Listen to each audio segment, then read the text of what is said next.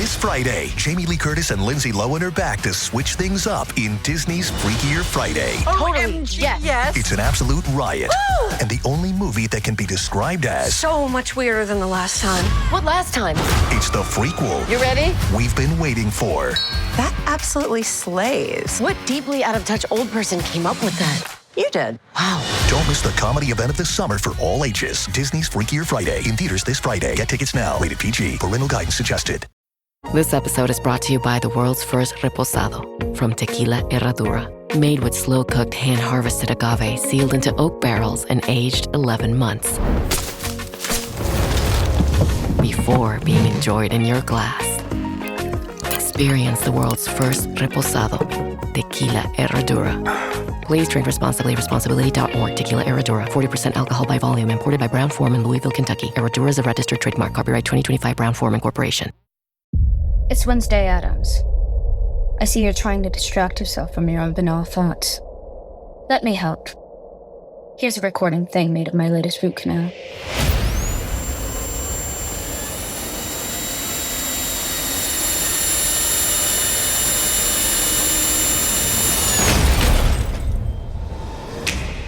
Wednesday, Season 2, begins August 6th, only on Netflix. This series contains adult language and descriptions of graphic violence throughout. Listener discretion is advised. Cavalry Audio.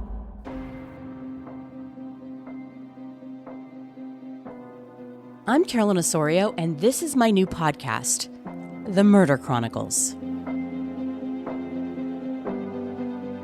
You're listening to episode 19, Terror at the Farmhouse.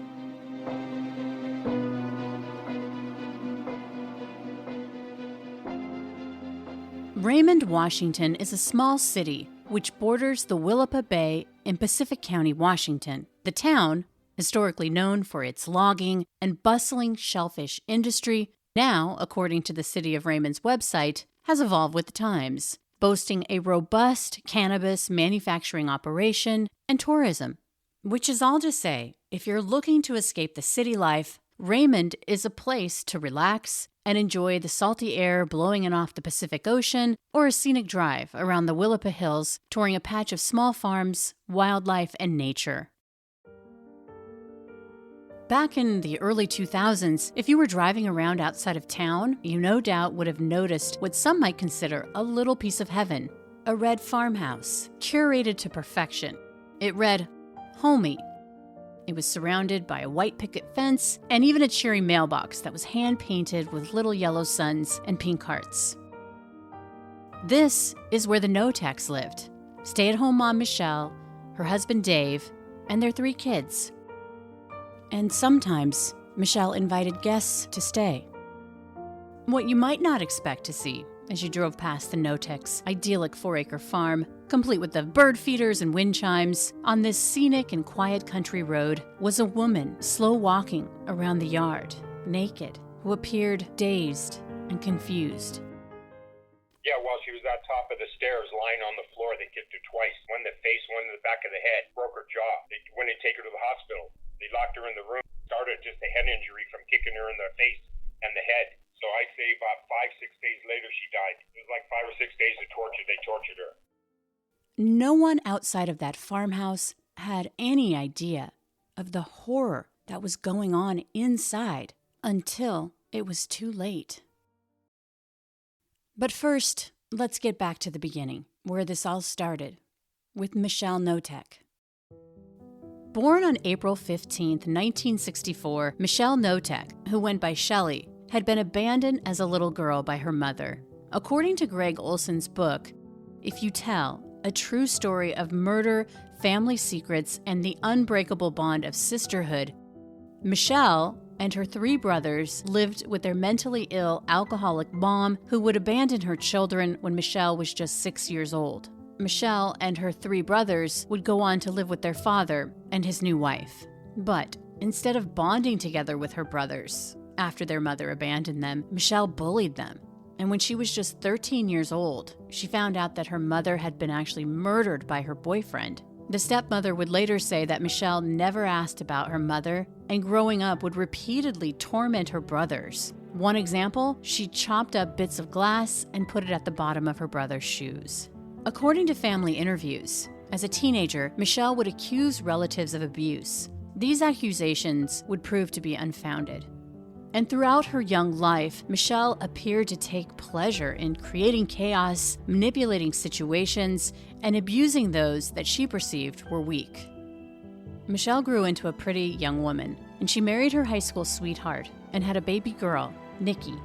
But this relationship didn't last long and ended in divorce. Michelle would marry for a second time and had another daughter, Sammy. That marriage, too, would end in divorce. In the early 1980s, Michelle met a man named David Knotek. Now, David grew up in Raymond. When he was a young man, he passed a test to become a priest, but enlisted in the Navy and served in the Vietnam War. When David returned home, he went into construction.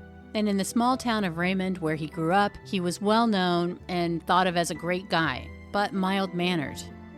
Later, after marrying Michelle, he would also be described as weak-willed. Michelle and David married in 1987, and for David, it was everything that he was looking for, a ready-made family.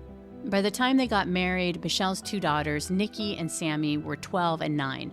Even during their early relationship, David had always bristled at Michelle's barbaric way of disciplining her girls. But by then, she was beating him too.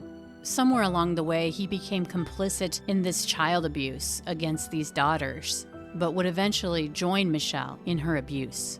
For Michelle, it was always about keeping up outside appearances. Her daughters were always well-dressed, and so was she when she went around town. Michelle acted nice and friendly, well put together. Even so, some folks around town picked up on some inconsistencies in her personality. She picked up the nickname Crazy Shelly. They would snicker at her behind her back. She'd earned this reputation because of her quick and random temper, because she could snap, and she couldn't always keep her temper under wraps at all times. But for the most part, everything on the outside of their family life at the farm appeared to be ideal. But behind closed doors, the girls alleged that their mother had been physically, mentally, and emotionally abusing them for years. It would take years for the girls to come forward when they were adults, and the stories they told were shocking. They would say that their mother would force them to sleep outside in freezing weather or would lock them up in a chicken coop outside. Another beyond cruel punishment Michelle called the wallowing. She would demand that the girls take off their clothes and roll around in the mud.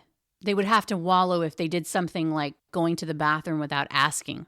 But it was after the wallowing, after they rolled around in the wet and cold mud, that Michelle would blast frigid hose water on them. And as the girls matured into teenagers, her daughters would say that she forced them to cut bits of their pubic hair off while she watched and laughed. A grotesque drama of manipulation, degradation, and violence. All of this for the pleasure of a woman, a mother, who got off on playing twisted mind games with people. She was a master manipulator who took pleasure in the pain, suffering, and embarrassment of others. And one vicious attack would leave her daughter's face dripping with blood after Michelle plunged her head through a glass door, then shouted, "Look what you made me do!" A year after Michelle and David's marriage in 1988, Michelle invited her 13-year-old nephew, Shane Watson, to come live with them. Shane's father was in jail, and his mother didn't have the means to care for him. So Michelle offered to take care of Shane, who was described as a sweet boy who loved the outdoors. The reality is that Shane had had a really tough life. His grandmother had been murdered, Shane's mother struggled with substance abuse, and his dad was in a biker gang who had been sentenced to hard time behind bars. He was the perfect vulnerable soul for Michelle to welcome into her home. Shane's grandfather, who was his legal guardian, felt like the move to this idyllic farmhouse with Aunt Shelley and step-uncle David was a blessing. Just what a growing boy who loved the outdoors and yearned for a loving family needed. But in the cruelest of ironies, Shane became another person for Aunt Shelley to torment and physically abuse. We'll be back after a quick break. On WhatsApp, no one can see or hear your personal messages. Whether it's a voice call, message, or sending a password, to WhatsApp, it's all just this. So whether you're sharing the streaming password in the family chat or trading those late-night voice messages that could basically become a podcast, your personal messages stay between you, your friends, and your family. No one else. Not even us. WhatsApp. Message privately with everyone. This episode is brought to you by Nordstrom. Summer's almost out and fall's calling. Luckily, Nordstrom has everything you need for the season ahead, all under $100. Discover new arrivals from your favorite brands like Mango, Princess Polly, Wave, Free People, BDG, and more. Whether you're planning a last-minute getaway, heading back to class, or refreshing your office looks, you'll find the latest trends and beauty must-haves without breaking your budget. It's easy, too, with free shipping, free returns, and in-store order pickup. Shop today, in stores, and at Nordstrom.com. In 1988, Shane Watson came to live with them. It wasn't long after Shane settled into life at the Knotek farmhouse before he, too, was forced to wallow with his cousins.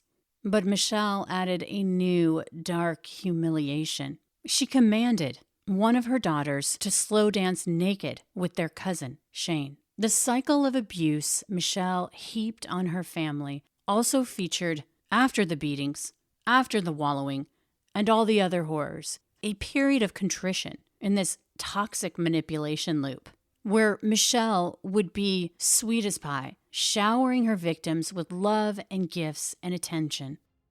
Of course the kids didn't tell anyone about the abuse. Who could they trust? And what would Michelle do to them if she found out they'd spilled her horrible secrets? Despite Michelle's earned nickname around town of Crazy Shelly, no one actually believed that anything crazy was going on in Michelle's head or at the Knotek farm, especially not Kathy Loreno, Michelle's good friend. So Kathy had moved with her mom and other siblings when she was 19 from California. The family had been really excited for a fresh start after Kathy's stepfather had tragically been killed in a car accident, and life hadn't been easy for Kathy. Kathy's father worked in the movie business and died in an accident on the set of a television show.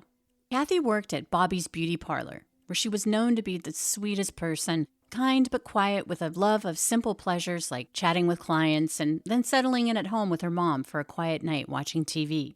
According to Kathy's big brother, Jeff Loreno, despite Kathy's close relationship with her mom, they'd had a little bit of a falling out. Time for Kathy to get out on her own. My dad passed away. He got killed at filming Universal Studios, filming Black Sheep Squadron with Robert Conrad. So she got a little money. She bought a little house, and my mom kept telling her, get away. You know, you need to move out of this place and start your life. So that's when they got in a little argument, and she moved out. The family friction caused Kathy to temporarily stay with a friend, and it was during this time that another catastrophic disappointment happened in her life. She lost her job, which was a devastating blow that had significant financial implications, not to mention the gut punch to her self-esteem, especially at a time when she was trying to prove to her family and herself that she could be independent. It all seemed to be falling apart. But then, a lifeline from Michelle Knotek. Michelle had been one of Kathy's clients, and they'd become really good friends. So when Kathy confided to Michelle about her moving out of her mom's house and losing her job, Michelle was more than a listening ear. She offered Kathy safe harbor at the Knotek farmhouse. At the time, Michelle was in the later months of her pregnancy with her third child, another baby girl, and she could see that Kathy was in a precarious state financially and also estranged from her family. So with a wide-eyed smile, she offered Kathy to move into the farmhouse rent-free in exchange for being a nanny and mother's helper. There's a photo of Michelle and Kathy during this time, as Kathy sits in an easy chair and Michelle sits on her lap. Both women are smiling and happy with their arms around each other. They look like two happy women who are enjoying each other's company. Given Kathy's situation, her desperation, I'm sure she was so happy to have a friend like Michelle. How could she ever know that she just made a deal with the devil? In 1991, Kathy moved into the home of the Knoteks. She had no idea about the abuse going on, the wallowing, and other horrendously cruel and evil things that Shane, Nikki, and Sammy had endured at the hands of Michelle. And things are good after Michelle's third daughter is born, Tori. But as time went on, Shelley laid off of Shane and the girls, focusing all of her rage, toxic manipulation, and cruelty on her new tenant, Kathy. Some might say what happened next in the home is inexplicable, how the Knotek family turned on Kathy, including the children. But others point to Michelle's use of what's called coercive control to explain this horrendous Lord of the Flies mentality. According to women'said.org, domestic abuse isn't always physical. Coercive control is an act or a pattern of acts of assault, threats, humiliation, and intimidation or other abuse that is used to harm, punish, or frighten their victim. This controlling behavior is designed to make a person dependent by isolating them from support, exploiting them, depriving them of independence, and regulating their everyday behavior.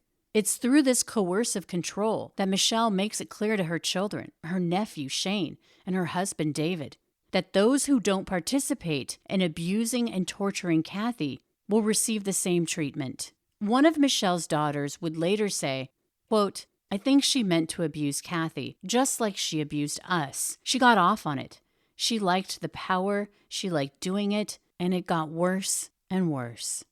It's a horrible thing when a mother turns her children into co-conspirators, as Michelle did, in her disgusting and despicable crimes of torture and cruelty. But Jeff Loreno, Kathy's brother, says what was done to his sister is unforgivable. Let's just say, good thing I don't see them. They live in a different state because they knew what's right or wrong. They knew what they were doing. They're chasing around Kathy in the house, trying to stab her with scissors. They're like 7, 8 years old. They know what's going on. And then the older ones even knew what's going on. They didn't call the police. Granted, they were all scared and stuff. I understand that. But they let all that happen.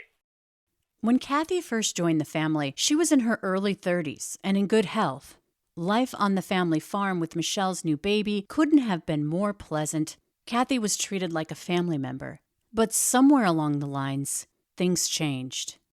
It was all good. They were friends, and Kathy took care of Shelly's kid when they were younger. And then I don't know what happened. A couple of years later, she turned on her. You know what it was? It was Kathy finally got away from Shelly because she couldn't take it anymore. It started getting bad. And then Kathy was at the mall with one of her friends, and Shelly happened to be at the mall and started reaming Kathy, bitching at her and this and that. And Kathy had to go with her, with Shelly. So it was jealousy. Jeff believes that his sister Kathy was trying to get away.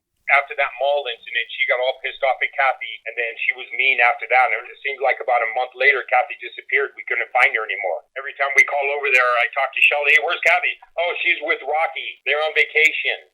The abuse against Kathy continued to ramp up. Everyone in the house was involved in the beatings, and Michelle forced Kathy to walk through the house doing chores naked, even shoving her down to the floor, making her crawl on all fours around the house. Michelle starved Kathy in the beginning, but then forced her to eat rotten food and participate in Michelle's favorite tools of torture, pouring boiling hot water and bleach into Kathy's open wounds. She was also drugged and compelled to eat pure salt. Kathy was made to wallow in the wet mud and then brutally hosed down with cold water. She was made to live and work outside in freezing temperatures with little or no clothing. Given the level and frequency of abuse sustained inside and outside of the home, Kathy's health continued to plummet, especially after she was relegated to live as a prisoner in an old pump house on the property. Around this time, Kathy received a last beating that, according to Jeff, was the result of Michelle shouting out to her nephew Shane to kick Kathy in the head, knowing that he was wearing steel-toed boots. Michelle made him kick your sister in the head with those steel-toed boots. Yeah, while she was at top of the stairs, lying on the floor, they kicked her twice. One in the face, one in the back of the head. Broke her jaw. They went and take her to the hospital. How do you recover from a broken jaw if you don't go to the hospital? You don't.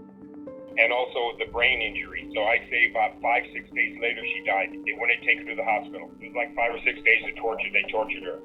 The Knotek family finally realized that this last beating was more than even Kathy could endure. They worried because they knew that she could die. So they brought Kathy into the laundry room inside the house, and at this point, Kathy had been so beaten down and brutalized that she couldn't walk or talk. She'd lost her vision and was choking on her own vomit. This was the point when David, Michelle's husband, gave first aid to Kathy. She stopped breathing. I tried to clean out her air passage. I tried doing CPR, but no air was getting to her lungs. Nothing was happening. I realized she was gone. I'm waiting for Shell to get home and explain what happened. This had never happened before. We were terrified. We were just normal people, and I'd never seen anything like that before. I'd never even been around a deceased person. After 6 years of torture in the home, Kathy died in 1994. As a result of this abuse, Loreno lost 100 pounds. Her hair and teeth had fallen out, and she declined physically and mentally. Near the end of her life, she couldn't walk or talk, and one side of her face drooped. Her vision had declined significantly, and she was covered in vomit. What Michelle and David didn't know was that Shane took Polaroid photos of Kathy naked, covered in bruises and crawling on the floor just before she died. These photos documented the horrendous abuse that she'd endured over so many years at the Knotek household. Shane hid those photos in a teddy bear. After Kathy died, it wasn't over. Her body would be subject to another abuse. David built a homemade crematorium in the backyard, and Shane helped him burn Kathy's remains. Here's David Knotek in an interview with the police. Constructed a fire around her that encompassed everything with tin, and that's how the procedure went. It's believed that David and Shane went to a nearby beach to dispose of Kathy's charred ashes. And then I went to a series of trips to disperse her ashes. After Kathy's remains were disposed of, Michelle threatened if anyone contacted the police or told anybody what had happened to Kathy, that she would kill the entire family. More Murder Chronicles after the break. Una silla de masajes puede parecer extravagante. 8 configuraciones diferentes, intensidad ajustable, además es calefaccionado. Y se siente tan bien. Sí, una silla de masajes puede parecer extravagante. Y 2, bueno, aún más. Pero cuando esas sillas de masajes vienen con un auto, se vuelven bastante prácticas. El nuevo Volkswagen Tiguan 2025 con funciones premium como los asientos delanteros con masaje disponibles. Solo parece extravagante. This episode is brought to you by Wayfair. Podcasts follow us everywhere. Whether you're cooking in the kitchen, chilling in the living room, or pretending to fold laundry in the bedroom. And with Wayfair, every one of those rooms can tell a story of its own. Their curated collections of furniture styles and prices make Wayfair the trusted destination to turn your home into your happy place. Shop everything home at wayfair.com with free and easy delivery straight to your door. Wayfair, every style, every home. Now, Kathy was last seen in 1994, but her family had been suspicious of Shelly for years. They contacted the Pacific County Police Department and filed a missing persons report. The police went for a welfare check at the Knotek farmhouse, but Michelle was ready. She had crafted a story saying that Kathy had taken off with a trucker named Rocky, that she'd left town years before. And Michelle even produced a photo of Kathy next to a trucker in front of a semi-truck. Jeff Loreno says he was already suspicious about what was going on at that farmhouse for years. But when he heard about Michelle's story about Kathy just taking off with some guy and not telling anyone, he was like, no way. There was no Rocky. They already killed her. Without any proof that a crime had been committed, law enforcement felt there was nothing that they could do. When law enforcement goes back to Kathy's family saying their hands are tied, people are free to walk away from their lives. They push back. They beg them to believe when they say that Kathy just would not up and leave. The family is convinced that their beloved Kathy has met with foul play and that Michelle Knotek is involved. They contact the local paper and put a photo of Kathy under the header of a missing person. But of course, no one comes forward. No one knows what has been happening at the farmhouse. And so they hired a private investigator. After researching the case, the PI speculated that Kathy was more likely dead than alive and that Michelle somehow was involved. But without evidence, the missing persons case goes cold. What no one knew but Shane was that he had those pictures, those horrible photos of Kathy's beaten, starved, and tortured body that he'd taken after that fatal blow that he delivered with his steel-toed boot at the behest of his aunt, Michelle. It's believed that Shane took the photos because he had planned to go to the police and he was building up courage to do so. Unfortunately, he confided his plans to his cousin, and she went and told her mother. By now, you can imagine what Michelle's response was. Shortly after Kathy's disappearance in 1994, Shane vanished without a trace. In an interview years later, David would confess that Michelle forced him to murder his stepnephew because Michelle said that she couldn't control him anymore, that Shane was going to tell the authorities what had happened to Kathy. He was going to talk. I just walked over there and pointed the gun at him. He was shot. I was just trying to protect my family's dignity. David Knotek had disposed of Shane's body in his homemade crematorium in the backyard. Just like he did with Kathy, he'd scattered Shane's ashes on the beach. And this time, after Shane's murder, Michelle went on the defense, not waiting for anyone to show up looking or asking questions about him. Michelle reported Shane as a runaway to the police and at school, saying her nephew had left town on a fishing boat headed for Alaska. And life goes on.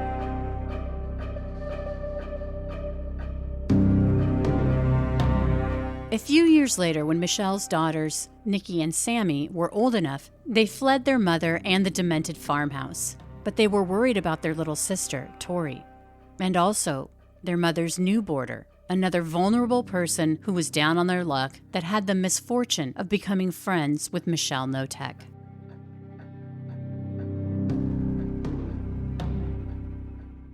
According to the Seattle Times, friends and relatives of Ronald Woodworth, or Ron, believe that he had met Michelle Knotek sometime in 1999 around the town of Raymond. He was an avid walker. Ron was from California. He served in the Vietnam War, and he also went to the University of California at Berkeley to study Egyptology. According to a good friend, Ron had a good job with the Air Force in California, but quit to move to Raymond, Washington. And later, his elderly parents joined him there. But Ron fell on hard times. He was evicted from his mobile home in Raymond, and his friends and family noticed that his behavior grew more and more erratic, and they worried about his mental health. But through all of the ups and downs happening in Ron's life, he continued to spend a lot of time with Michelle Knotek. But like Kathy, Michelle saw that Ron was struggling. Michelle was there to offer a helping hand. In October 2001, after Ron had been having some issues with his family, Michelle Knotek invited him to live at the Little Red Farmhouse. He was vulnerable and somewhat estranged from his family. And he wasn't there long before Michelle's cycle of abuse, manipulation, and torture began. And Tori, now a teenager, had a front row seat for all of it. And Tori would report what was happening back to her older sisters. She explained that their new tenant, Ron, was now being beaten and tortured regularly. All the things that had been done to Kathy were now being done to Ron. And so one day, one of Michelle's older daughters builds up the courage to walk into the police station and finally reveals to them what has transpired over the last 10 years. That all three girls had been physically abused by their parents, and so had their guests, Shane and Kathy, who had been murdered, that Michelle had starved, drugged, and tortured her victims, that they'd been forced to jump off the roof barefoot for Michelle's own pleasure, that she made them drink urine and poured boiling hot water and bleach into their open wounds. And so police began to investigate what happened to Kathy. And when they tried to interview Michelle, she was absolutely no help. And without any evidence, they would say that their hands were tied. When they tried to speak with Ron, he wouldn't talk to them either. It just didn't make sense, especially when they saw him walking around the farmhouse property, sort of looking and acting strangely. But he wouldn't talk to them. Jeff, Kathy's brother, has strong feelings about the Pacific County Sheriff's Office. In my opinion, I think it was fucking laziness. Pissed me off. It took 2 years. Kept bitching on, well, so-and-so there, always on vacation. What do you mean he's on vacation? Nothing got done for like a year. Now, I had requested an interview with the Pacific County Sheriff's Office, which they denied. Later, court documents would reveal that Michelle's youngest daughter, Tori, had witnessed Michelle and David inflict physical and emotional abuse on Ron that was exactly the same as what they did to Kathy. forcing his feet into boiling water until the skin peeled off, making him jump from the second-story roof onto gravel, causing broken bones and deep cuts that Michelle would further burn when she poured that boiling water infused with bleach onto. And Ron was also seen working in the yard with bare feet, wearing only underwear. Ron was last seen in July 2003. A month later, in August, both of Michelle's older daughters would go to the police station with fresh horrors to share. They told them that their 14-year-old sister, Tori, who was still living at the farmhouse, said that Ron was in imminent danger and that Tori was terrified, believing that she too would be killed. Not if, but when Ron is murdered. With these new details, police go back to the Knotek home with Child Protective Services. And as soon as they pull up, the youngest daughter, Tori, rushes out, telling police that she is afraid for her life. And she reveals that there are bloody shoes and clothes in the barn that belong to Ron. Child Protective Services take the teen into custody, and then police get a search warrant for the Knotek property. As this is happening, Michelle is nowhere to be found, but David Knotek goes to the police station demanding to get his daughter back. When they ask David to answer some questions, he finally says that Michelle had called him at work saying that Ron was dead. She just said, well, got something going on here, or something like that. And I said, what are you talking about? I'll tell you. Got just, like that. So, and then you knew that Ron was dead? Yeah, I didn't know for sure, but I had a good idea. He really liked my wife.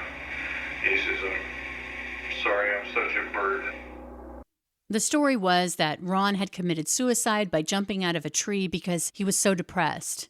Police went out to the Knotek property. David had said that he had buried Ron in the backyard, and police went out to the property and found him. But an autopsy performed on Ron made it clear that he died from severe beatings, poor diet, and exposure.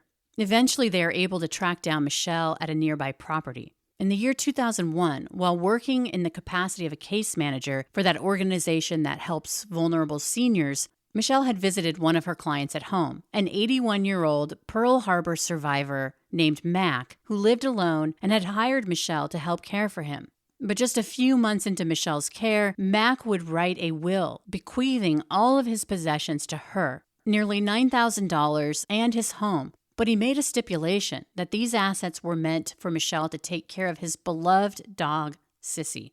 Michelle could only get the house after his dog died. Roughly 6 months later, Mac died from a blow to the head while in Michelle's care. Ironically, Mac was really good friends with Kay Thomas, the mother of Kathy Loreno. Kay pushed the Pacific County Sheriff's Office to investigate Mac's death. According to Kathy's brother, they were already suspicious of the Knoteks because of Kathy's disappearance. And after Mac passed away, under suspicious circumstances, they were convinced that Michelle had something to do with it. I talk to the FBI. I go, how come you haven't checked into this stuff? Oh, well, it's a good idea. I go, what do you mean it's a good idea? You're an FBI agent. You've been doing this for 20 years, and you didn't think that Shelly, because she took care of these people out their homes, you didn't investigate other murderers? So he did, and that's how they found Max, but they couldn't prove it. And Max was just one of them. She tried to take his house. She's killed before. There's more people. That's just like I said before. Someone's stealing money from you, and you just caught him. Shelly's killed before. Seniors, I know she has. No charges have ever been filed against Michelle in Mac's death. A side note, even though there was a for sale sign on Mac's house, Sissy, Mac's dog, would later be found on the Knotek property alive and well. After Tori was taken into Child Protective Services and David Knotek was talking with police about what had transpired at the farmhouse, authorities found Michelle hiding out at Mac's house, and she was taken into custody, but immediately lawyered up. David, on the other hand, began talking about the murder of his step-nephew, Shane. Ultimately, David Knotek pleaded guilty to second-degree murder for shooting and killing Shane Watson and for burying Ron's body in the yard. Initially, Michelle was charged with 2 counts of first-degree murder, but in a shocking turn of events, those charges were reduced because prosecutors didn't believe they had enough evidence to win, and also they didn't want the girls to have to testify against their mother. Michelle was then charged with second-degree murder in Kathy Loreno's death and with manslaughter in the death of Ron Woodworth. Michelle agreed to an Alford plea, An Alford plea, also known as a best interest plea, registers a formal admission of guilt toward charges in criminal court, while the defendant simultaneously expresses their innocence toward those same charges. This deal, crafted between Michelle's defense attorneys and prosecutors, would send her to prison for 17 years, if the judge agreed. But he didn't. It was at his discretion. And he sentenced Michelle Knotek to the maximum under the deal, 13.5 years for the murder of Kathy Loreno and 8.5 years for the manslaughter of Ron Woodworth. In 2003, Michelle Knotek, then 50, was sentenced to 22 years in prison, which Jeff, Kathy's brother, feels will never be enough. Have you been able to figure out why this woman did this to your sister? Why did she do this? She won't tell us.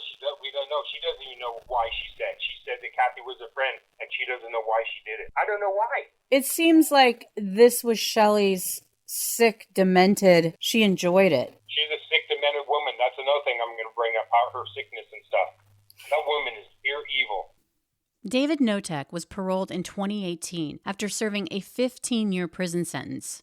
None of the Knotek children speak with their mother. They believe any contact with her would endanger them and their families. The family felt that their lives were on borrowed time. They knew that Shelly was scheduled to be released in June of 2022, and Kathy's brother, Jeff, says over his dead body. I haven't wrote my speech down yet, but basically that girl's a murderer. Her family's scared to death of her.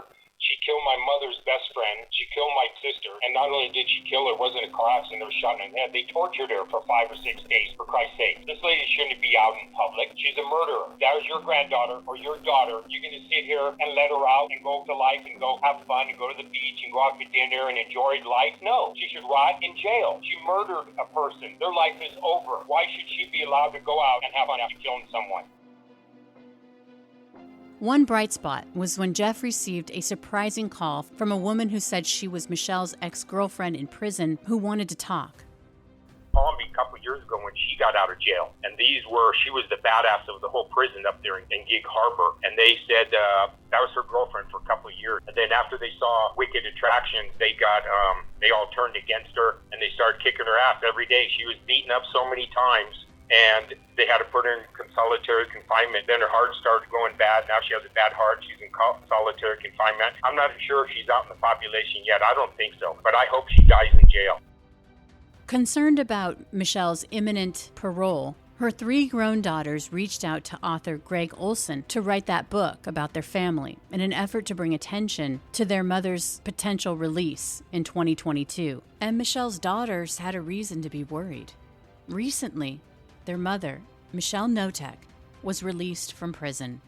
According to a report in the Chinook Observer dated November 11th, 2022, quote, "The community of Raymond is reacting to news that convicted murderer Michelle Knotek, 68, was released on parole from the Washington Correction Center for Women on November 8th after serving just over 19 years." Before I let you go, I wanted to thank you again for listening to the Murder Chronicles and also remind you to check out our bonus content. Every week, my producer Brandon Morgan and I go over the case into more detail. But for ad-free listening, you can check out Cavalry Plus on Apple Podcasts. In putting together this episode, articles in the Seattle PI and The Sun were really helpful, along with Wicked Attraction by ID.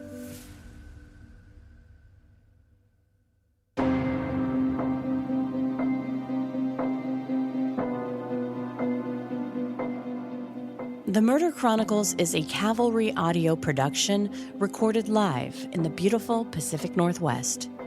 We're produced by Brandon Morgan and myself. Our executive producers are Dana Brunetti and Keegan Rosenberger. Josh Windish edited and mixed this episode. Music by Soundstripe. For Cavalry Audio, I'm Carolyn Osorio, your writer and host. Thanks for listening.